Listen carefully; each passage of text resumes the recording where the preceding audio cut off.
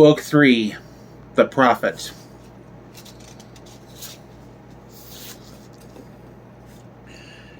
No woman, no man, no child ever was deeply intimate with my father.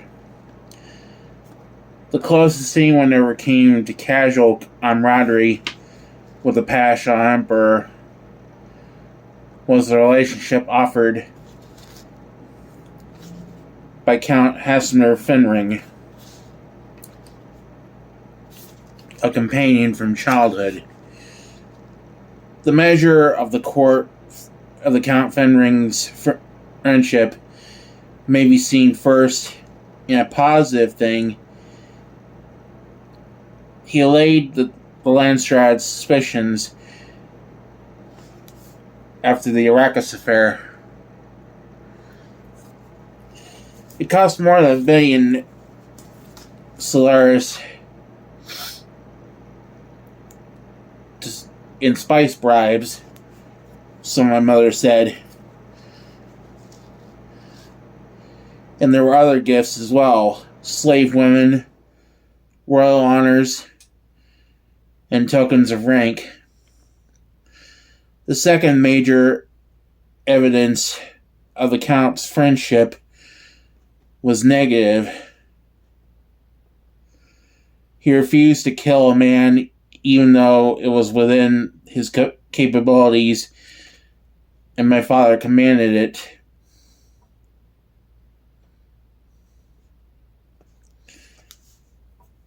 I will relate this presently.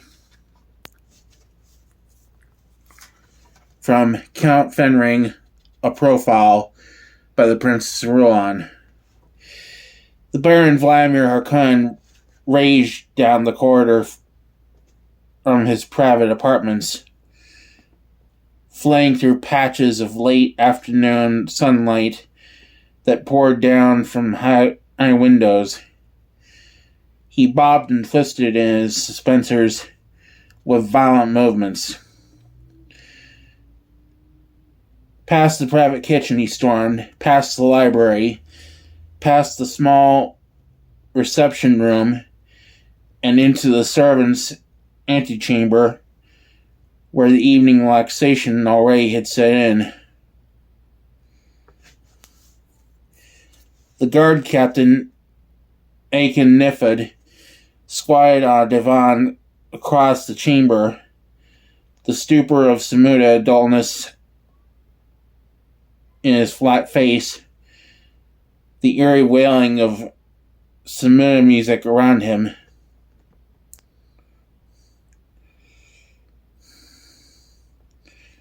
His own court sat near to do his bidding. "Nifid!" the Baron roared. Men scrambled. Nifid stood, his face composed by the narcotic, but with an overlay of illness that told all of his fear. The Samina music had stopped. "My Lord Baron," Nifid said. Only the drug kept the trembling out of his voice.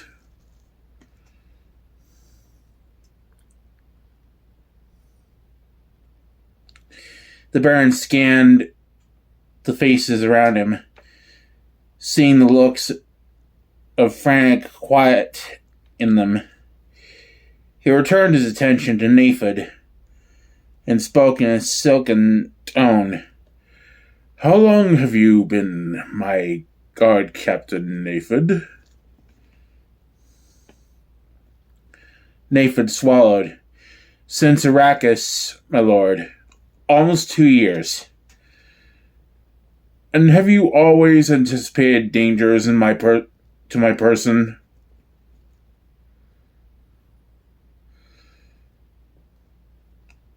"Such has been my only desire, my lord." "Then where is Feyd Rautha?" the Baron roared.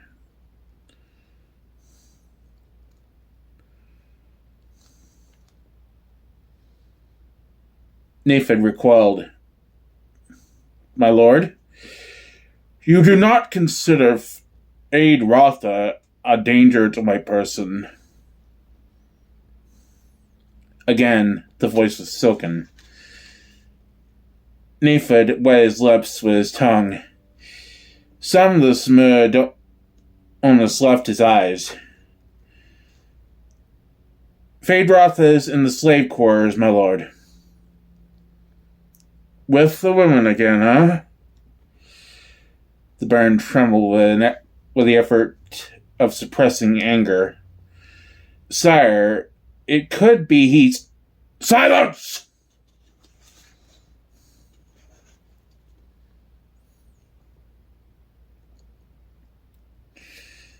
The Baron advanced another step into the antechamber, knowing how the men moved back, clearing a sole space around Nefyd, disassociating themselves from the object of wrath. Did I not command you to know precisely where the Baron was at all times? The Baron asked. He moved a step closer. Did I not say to you that you were to know precisely what the Baron was saying at all times, and to whom? Another step. Did I not say to you that you were to tell me whenever he went into the quarters of the slave women?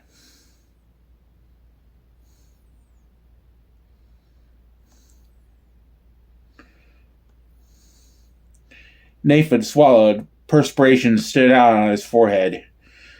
The Baron held his voice flat, almost devoid of emphasis. Did I not say these things to you? Nefyd nodded. And did I not say that you were to check all slave boys sent to me, and that you were to do this yourself personally? Again, Nefyd nodded. Did you, perchance, not see the blemish on the thigh of the one sent me this evening? The Baron asked. Is it possible you, uncle? The Baron whirled, stared at Feyd Rautha standing in the doorway. The presence of his nephew here now, the look of hurry that the young man could not quite conceal, all revealed much. Feyd Rautha had his own spy system focused on the Baron. There is a body in my chambers that I wish removed, the Baron said, and he kept his hand at the projectile weapon beneath his robes. Thankful that his shield was the best. Feyd Rautha glanced at two guardsmen against the right wall, nodded. The two detached themselves, scurried out the door and down the hall toward the Baron's apartments. Those two, huh? Baron thought. This young monster has much to learn yet about conspiracy.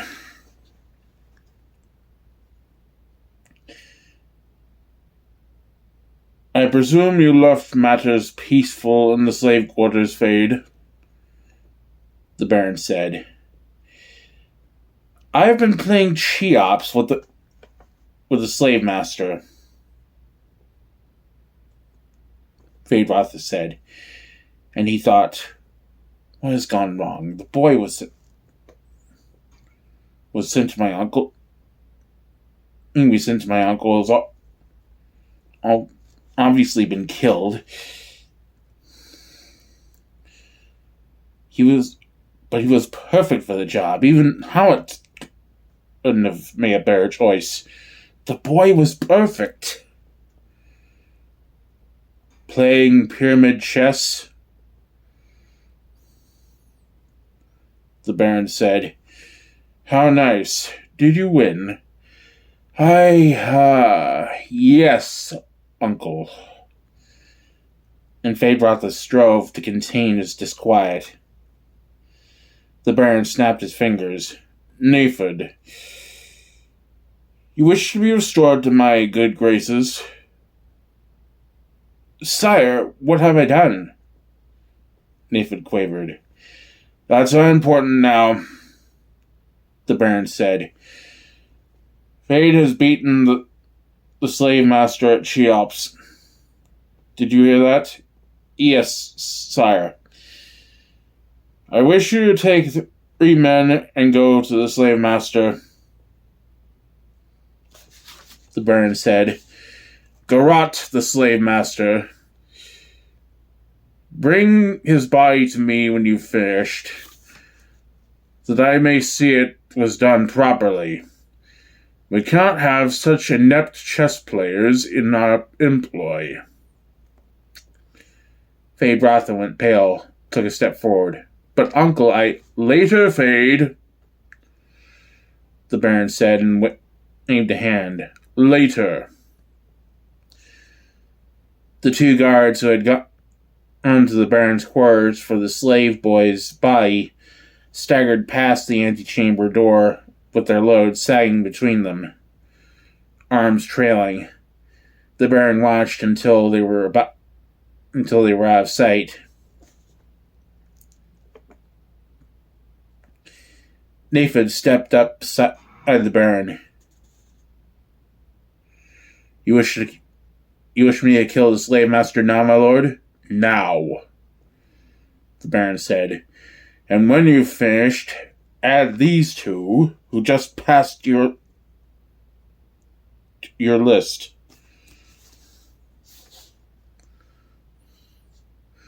I don't like the way they carried that body. One should do such things neatly. I wish to see their carcasses too. Nefud said, My lord, is it anything that do as your master has ordered? As your master has ordered, Feyd Rautha said, and he thought, all I can hope for now is to save my own skin. Good, the Baron thought. He yet knows how to cut his losses. And the Baron smiled inwardly at himself, thinking, the lad knows too what will please me, and be most apt to stay my wrath from falling on him. He knows I must preserve him. Who else do I have to... Who could take the reins I must leave someday? I have no other as capable, but he must learn, and I must preserve myself while he's learning. Nefud signaled men to assist him, led them out the door.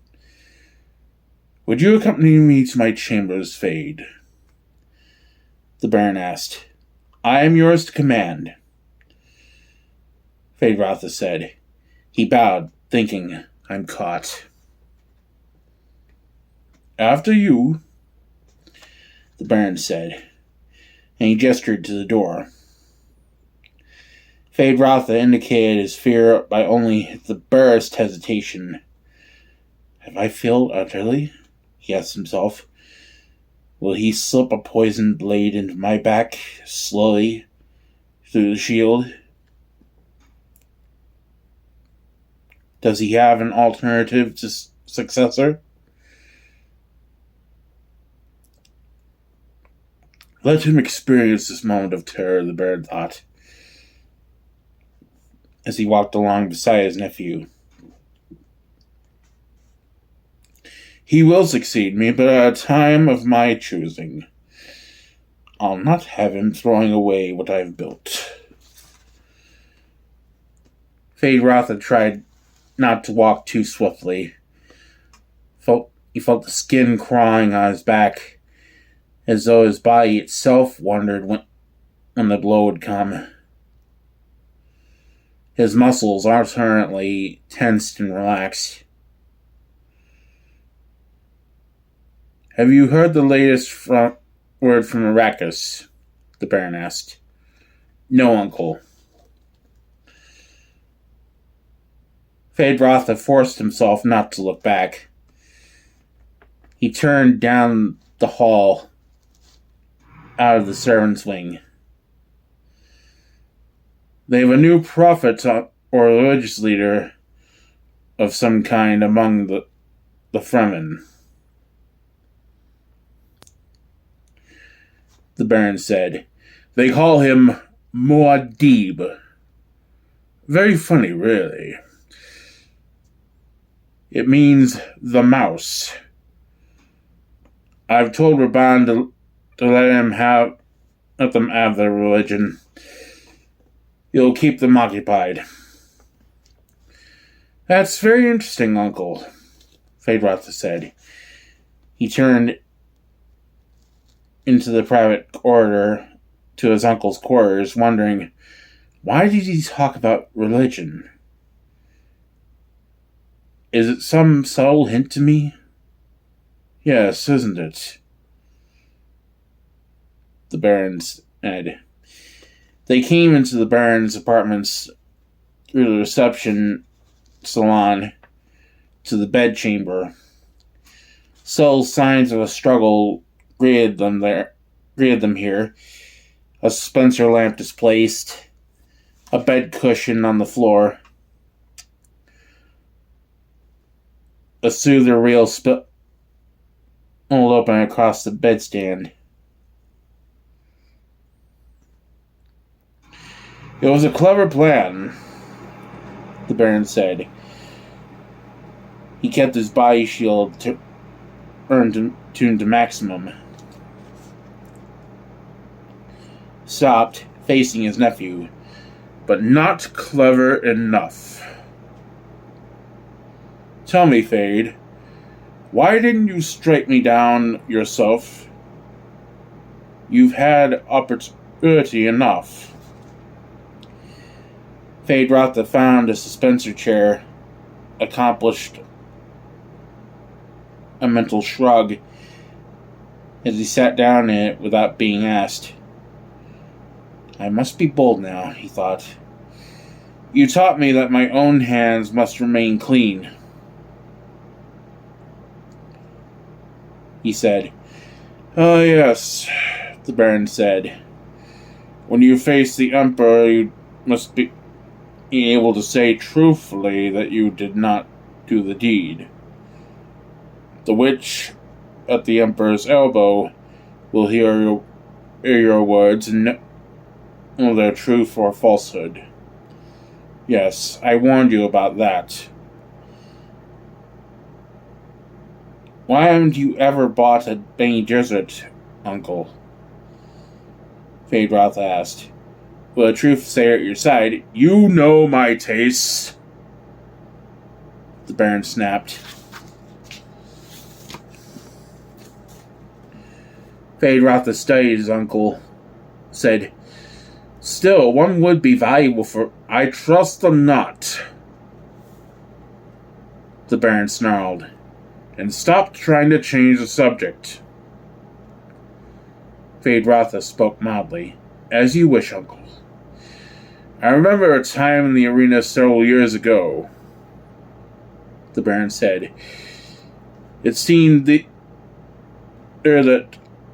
a day a slave has been set to kill you.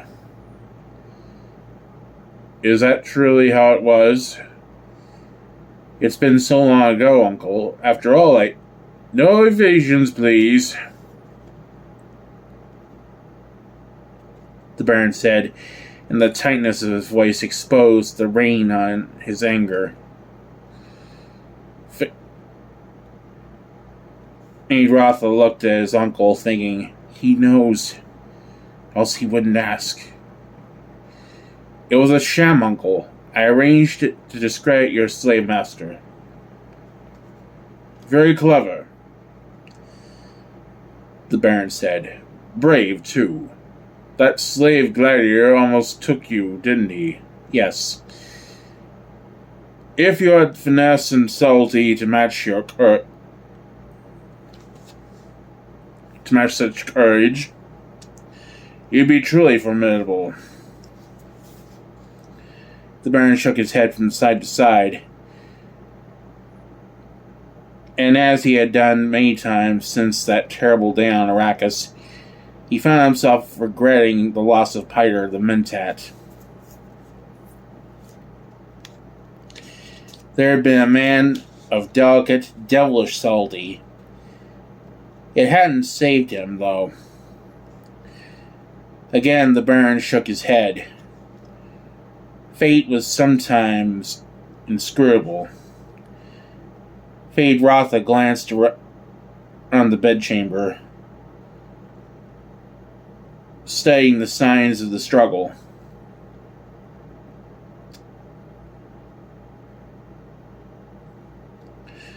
Wondering how his uncle had overcome the slave they'd prepared so carefully. How did I best him? The Baron asked. Now, Feyd, let me keep some weapons to preserve me in my old age. It's better we use this time to strike a bargain. Feyd Rautha stared at him. A bargain? He means to keep me as his heir for certain, then. Else why a bargain? One bargains with equals, or near equals. What bargain, uncle? And Feyd Rautha felt proud that his voice remained calm and reasonable, betraying none of the elation that filled him. The Baron, too, nodded the control. He nodded. You're good material, Feyd. I don't waste good material. You persist, however, in refusing to learn my true value to you. You are obstinate. You do not see why I should be preserved as someone of the utmost value to you. This... He gestured at the evidence of the struggle in the bedchamber. This was foolishness. I do not reward foolishness. Get to the point, you old fool, Feyd Rautha thought. You think of me as an old fool, the Baron said. I must dissuade you of that. You speak of a bargain. Ah, the impatience of youth, the Baron said. Well, this is the substance of it, then. You will cease these foolish attempts on my life, and I, when you are ready for it, will step aside in your favor. I will retire to an advisory position, leaving you in the seat of power. Retire, uncle? You still think me the fool, the Baron said. And this but confirms it, eh? You think I'm begging you? Step cautiously, Feyd. This old fool saw through the shielded needle you planted in that slave boy's thigh.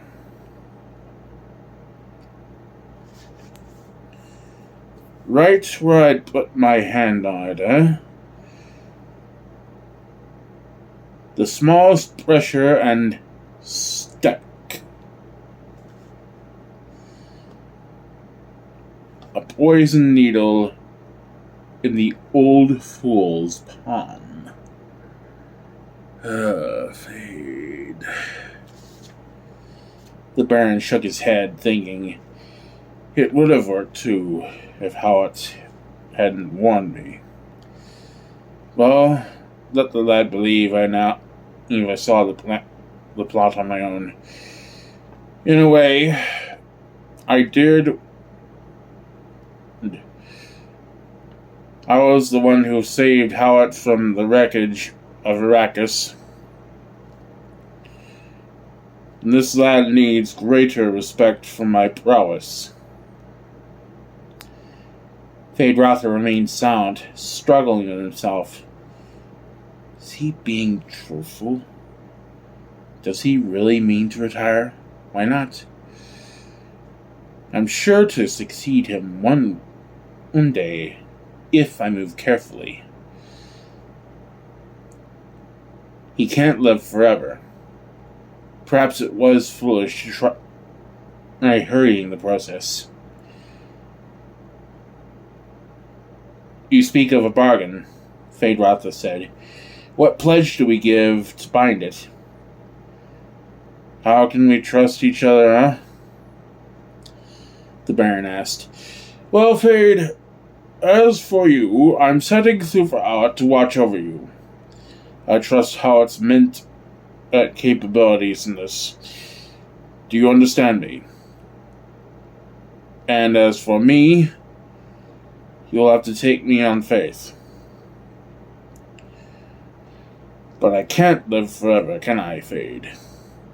And perhaps you should begin to suspect now that there are things I know which you should know. I give you my pledge, and what do you give me? Feyd Rautha asked. I let you go on living, the Baron said. Again, Feyd Rautha studied his uncle. He sets Hawat over me. What would he say if I told him Hawat planned the trick with the gladiator that cost him his slave master? He'd likely say I was lying in an attempt to discredit Hawat. No, the good Thufir is a mentat, and has anticipated this moment. Well, what do you say? The Baron asked. What can I say? I accept, of course. And Feyd Rautha thought, Hawat. He plays both ends against the middle. Is that it? Has he moved to my uncle's camp because I didn't counsel with him over the slave boy attempt? You haven't said anything about my saying Hawat to watch you.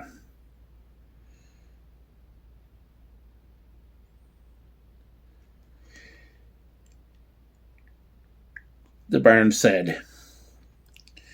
Feyd Rautha betrayed anger by a flaring of nostrils. The name of Hawat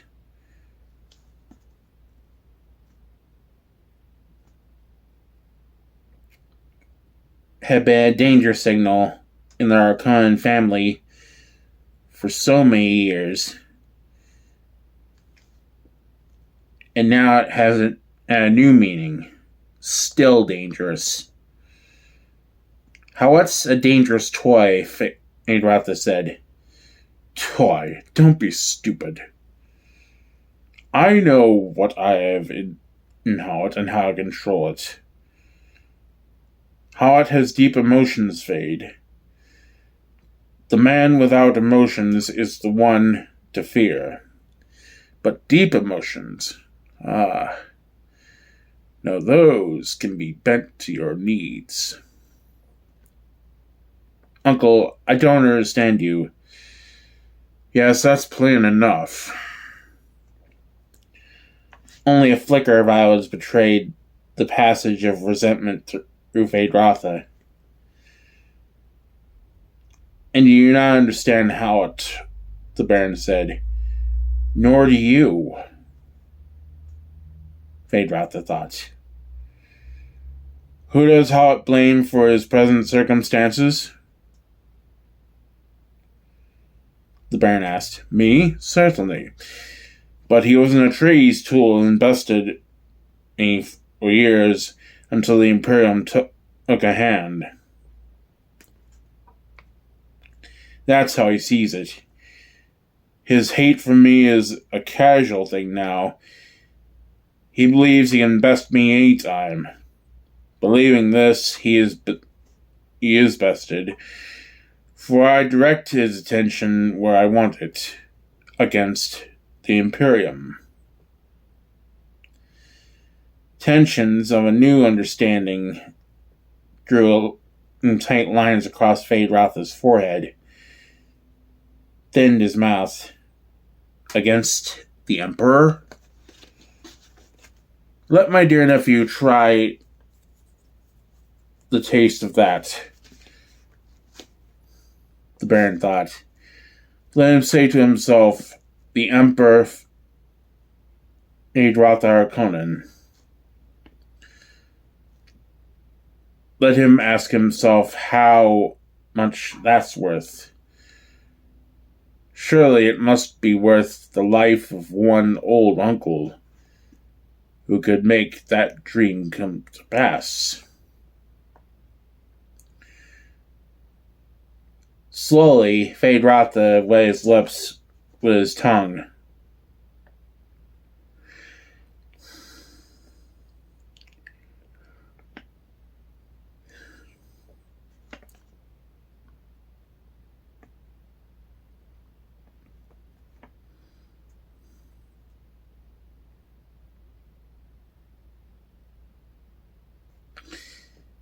Could it be true what the old fool was saying?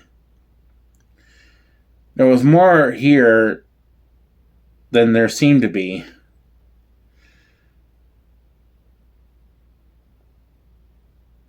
And what is how to do with this?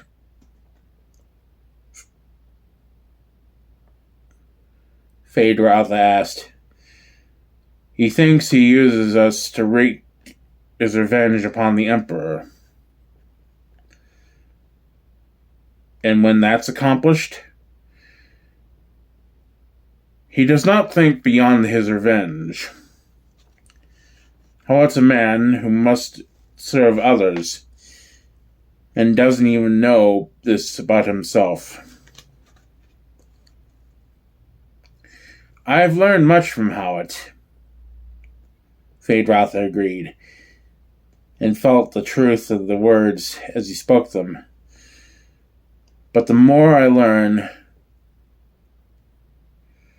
the more I feel we should dispose of him, and soon. You don't like the idea of his watching you? Howat watches everybody.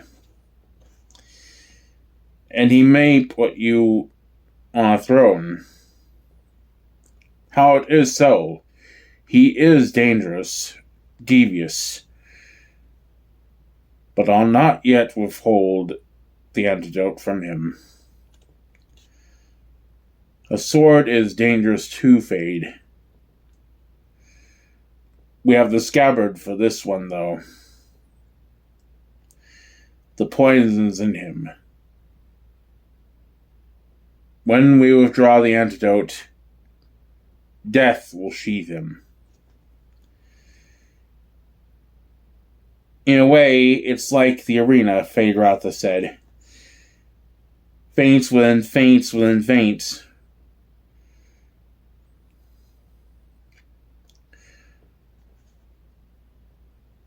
You watch to see which way the gladiator leans,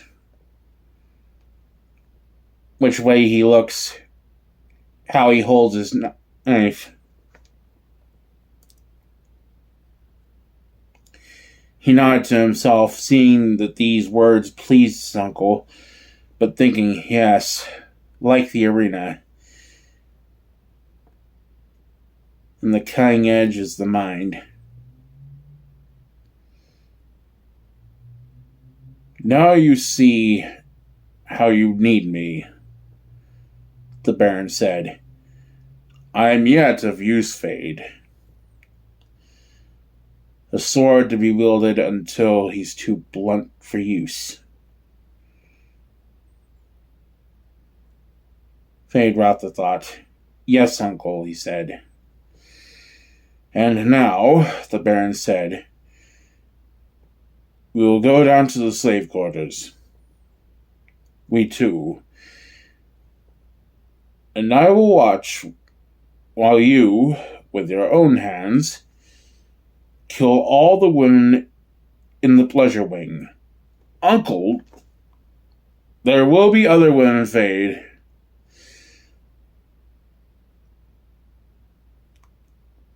But I have said that you do not make a mistake casually with me. Feyd Rautha's face darkened. Uncle, you will accept your punishment and learn something from it, the Baron said. Feyd Rautha met the glowing stare in his uncle's eyes. And I must remember this night, he thought. And remembering it, I must remember other nights. You will not refuse, the Baron said. What could you do if I refused, this amused old man? Feyd Rautha asked himself. But he knew there might be some other punishment, perhaps a more subtle one, a more brutal lever to bend him. I know you, Feyd, the Baron said. You will not refuse. All right.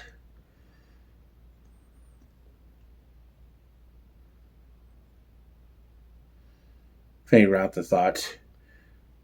I need you now, I see that. The bargain's made. But I'll not always need you. And someday...